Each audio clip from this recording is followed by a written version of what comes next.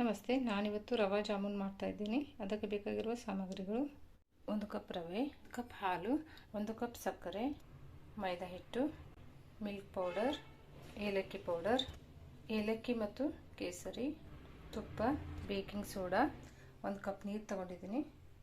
ಮೊದಲಿಗೆ ರವೆ ಹುರ್ಕೊಂಡ್ಬಿಡೋಣ. ಸ್ವಲ್ಪ ತುಪ್ಪ ಹಾಕೊಳ್ಳೋಣ, 1-2 ಟೀ ಸ್ಪೂನ್.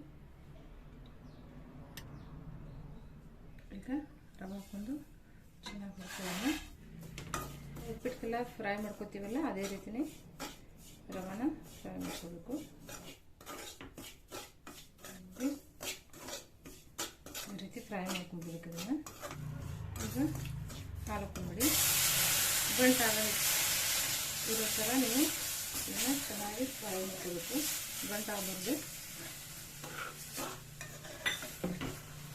ಚೆನ್ನಾಗಿ ಬೇಯಿಸ್ಕೊಂಡ್ಬಿಡಿ. ಇದನ್ನು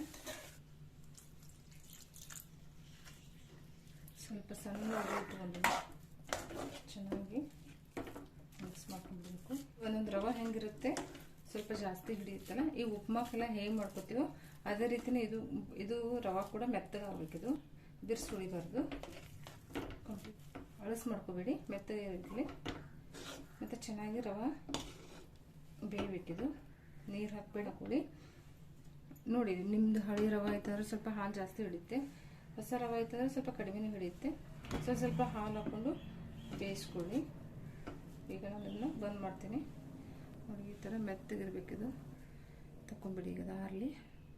ಈಗ ನೀವು ಜಾಮೂನನ್ನು ಇದರಲ್ಲಿ ರೆಡಿ ಮಾಡ್ಕೊತೀರ ನಾದ್ಕೊಂಡು, ಅದಕ್ಕೇ ತಗೊಂಡ್ಬಿಡಿ. ಇದನ್ನು ನಾನು ತಣ್ಣಗಾಗ್ಲಿಕ್ಕೆ ಬಿಡ್ರಿ. ಇದನ್ನು ನೀವು ಜಾಮೂನ್ ಪಾಕನ ಪ್ರತಿ ಸಲ ಹೆಂಗೆ ಮಾಡ್ಕೊಂಡಿರ್ತೀರೋ ಅದೇ ರೀತಿಯೇ ಮಾಡ್ಕೊಂಡ್ಬಿಡಿ. ಇದನ್ನು ಕೂಡ ನೀವು ರವಾನ ಎಲ್ಲ ಹಾಲಲ್ಲಿ ಫ್ರೈ ಮಾಡ್ಕೊಂಡಿರ್ತಾರಲ್ಲ, ಅದಕ್ಕೆ ಮೇಲೆ ಮುಚ್ಚಿಬಿಡಿ. ಸ್ವಲ್ಪ ಒಂದು 10 ನಿಮಿಷ ಸ್ವಲ್ಪ ಚೆನ್ನಾಗಿ ಬೇಯುತ್ತದೆ.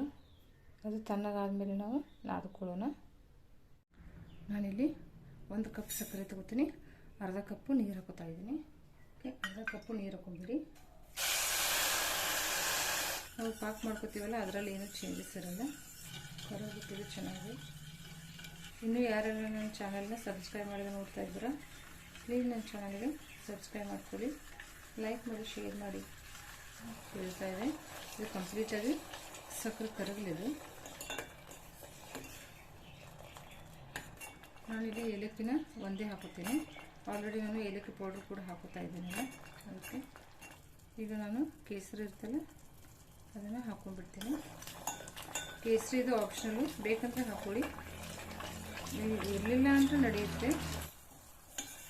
ನೋಡಿ, ಇದು ಪಾಕ ರೆಡಿಯಾಗಿದೆ. ಇದನ್ನು ನಾನು ಬಂದ್ ಮಾಡ್ಕೊಂಡ್ಬಿಡ್ತೀನಿ. ಜಾಮೂನು ಹಿಟ್ಟನ್ನು ರೆಡಿ ಮಾಡ್ಕೊಳ್ಳೋಣ. ಈಗ ಪ್ಲೇಟ್ ತಗೊಂಡ್ಬಿಡೋಣ. ನೋಡಿ, ಇದು ಚೆನ್ನಾಗಿದು ಬೆಂದಿದೆ. ಈಗ ಇದಕ್ಕೆ ನಾನು ಮಿಲ್ಕ್ ಪೌಡ್ರ್ 3 ಚಮಚ ಹಾಕೋತಾ ಇದ್ದೀನಿ. ಮೈದಾ ಹಿಟ್ಟನ್ನು 2 ಚಮಚ ಹಾಕೋತಾ ಇದ್ದೀನಿ. ಏಲಕ್ಕಿ ಪೌಡ್ರ್ ಇರ್ತಲ್ಲ, ಹಾಕೊಂಡ್ಬಿಡಿ. ಬೇಕಿಂಗ್ ಸೋಡಾ ಒಂದು ಪಿಂಚ್ ಹಾಕೊಂಡ್ಬಿಡಿ. ಚೆನ್ನಾಗಿ ಮಿಕ್ಸ್ ಮಾಡ್ಕೊಂಡ್ಬಿಡಿ. ಚೆನ್ನಾಗಿ ನಾದ್ಕೊಳ್ಬೇಕು. ನೀವು ಚಪಾತಿ ಹಿಟ್ಟು ಎಲ್ಲ ನಾದ್ಕೋತಾರಲ್ಲ, ಅದೇ ರೀತಿ ನಾದ್ಕೊಂಡ್ಬಿಡಿ. ಈಗ ಇದು ರೆಡಿಯಾಗಿದೆ. ಈಗ ನಾವು ಎಣ್ಣೆ ಕಾಯ್ಲಿಕ್ಕೆ ಇಟ್ಕೊಂಡ್ಬಿಡೋಣ. ಎಣ್ಣೆ ಕಾಯ್ಲಿಕ್ಕೆ ಇಟ್ಕೊಂಡ್ಬಿಡಿ, ಕರಿಲಿಕ್ಕೆ ಬೇಕಾಗುತ್ತೆ. ಇದು ಲೋ ಫ್ಲೇಮ್ ಇಟ್ಕೊಳ್ಳಿ. ನೀವು ರೆಡಿ ಮಾಡ್ಕೊಳ್ತಾನ ನೋಡಿ. ಇದು ಈ ರೀತಿ ಕೈಗೆ ಅಂಟಬಾರ್ದು. ಇದು ನೀವು ಜಾಮೂನ್ಗೆ ಉಂಡೆ ರೆಡಿ ಮಾಡ್ಕೊತೀರಲ್ಲ, ಅದೇ ರೀತಿ ಮಾಡ್ಕೋಬೇಕು. ಇಲ್ಲ ನೋಡಿ, ಈ ರೀತಿ ಎಲ್ಲನೂ ಮಾಡ್ಕೊಂಬಿಡಿ. ಈಗ ಇದನ್ನು ಫ್ರೈ ಮಾಡ್ಕೊಳ್ಳೋಣ. ಎಣ್ಣೆ ಆಲ್ರೆಡಿ ನಾವು ಕಾಯ್ಲಿಕ್ಕೆ ಇಟ್ಕೊಂಡಿದ್ದೀವಿ.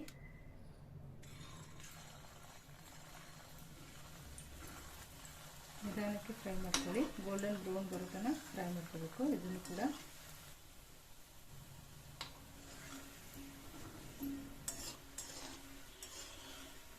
ನೋಡಿ, ಈ ರೀತಿ ನೀವು ಫ್ರೈ ಮಾಡ್ಕೋಬೇಕು. ಫ್ರೈ ಮಾಡ್ಕೊಂಡು ಒಂದು ಪ್ಲೇಟಿಗೆ ತಗೊಂಡ್ಬಿಡ್ತೀನಿ. ಇವು ತಣ್ಣಗಾದ್ಮೇಲೆ ನೀವು ಪಾಕಕ್ಕೆ ಹಾಕೊಂಡ್ಬಿಡಿ. ಡೈರೆಕ್ಟಾಗಿ ಹಾಕ್ಬಿಡಿ. ಫ್ರೈ ಮಾಡ್ಕೊಂಡ್ಬಿಡಿ. ಇದೇ ರೀತಿ ನೀವು ಎಲ್ಲನೂ ಫ್ರೈ ಮಾಡ್ಕೊಂಡ್ಬಿಡಿ. ತಣ್ಣಗೆ ಹಾಕ್ಕೊಂಡ್ಬಿಡ್ತೀನಿ ನಾನು.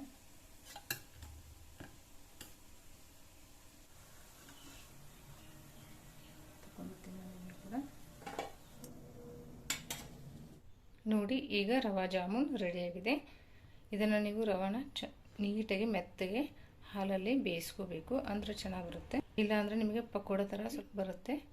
ಅದಕ್ಕೆ ನೀವು ಚೆನ್ನಾಗಿ ಬೇಯಿಸ್ಕೊಂಬಿಡಿ, ಇಲ್ಲಾಂದರೆ ಜಾಮೂನು ಕೆಟ್ಟೋಗುತ್ತೆ.